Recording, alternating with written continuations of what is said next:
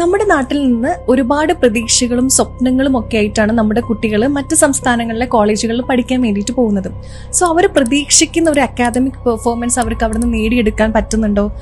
യഥാർത്ഥത്തിൽ നമ്മുടെ നാട്ടിൽ നിന്ന് പോകുന്ന 70% കുട്ടികൾക്കും അങ്ങനെ ആ രീതിയിലുള്ള ഒരു എക്സ്പോഷർ കിട്ടുന്നില്ല എന്നതാണ് യാഥാർത്ഥ്യം. അവിടെ ആ രീതിയിലുള്ള ക്യാമ്പസുകൾ ഇല്ല എന്നതല്ല. നമ്മുടെ കേരളത്തിൽ നിന്ന് അന്യ സംസ്ഥാനങ്ങളിലേക്ക് പോകുന്ന കുട്ടികൾ യഥാർത്ഥത്തിൽ നല്ല ക്യാമ്പസുകളിൽ എത്തിപ്പെടുന്നില്ല. അഡ്മിഷന്റെ സമയത്ത് അവർ അഡ്മിഷൻ എടുക്കാൻ വേണ്ടി ചൂസ് ചെയ്യുന്ന റൂട്ട്, അതല്ലെങ്കിൽ അവർ അഡ്മിഷൻ എടുക്കാൻ വേണ്ടി സമീപിക്കുന്ന ആളുകൾ, അവിടെ ഒരു മിസ്ഗൈഡൻസ് അവർക്ക് ലഭിക്കുന്നതുകൊണ്ടാണ്, അതൊരു റോങ് ഡിസിഷൻ എടുക്കുന്നതുകൊണ്ടാണ് ഈ ഒരു അബദ്ധങ്ങളിൽ നമ്മുടെ 70% കുട്ടികളും വന്നുപെടാനുള്ള ഒരു കാരണം. ഈ അഡ്മിഷന്റെ സീസണിൽ മാത്രം പൊന്തി വരുന്ന ഒരുപാട് എഡ്യൂക്കേഷൻ കൺസൾട്ടൻസികളുണ്ട്.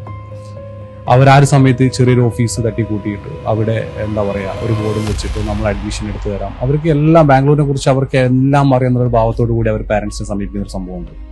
യഥാർത്ഥത്തിൽ ഇങ്ങനെയുള്ള എഡ്യൂക്കേഷൻ കൺസൾട്ടൻസികൾ പോകുന്ന സമയത്താണ് നമ്മുടെ കുട്ടികൾക്ക് ശരിയായൊരു guidance കിട്ടാതിരിക്കുന്നത്.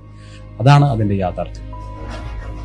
EduProof, your trusted admission partner. For more details, contact now.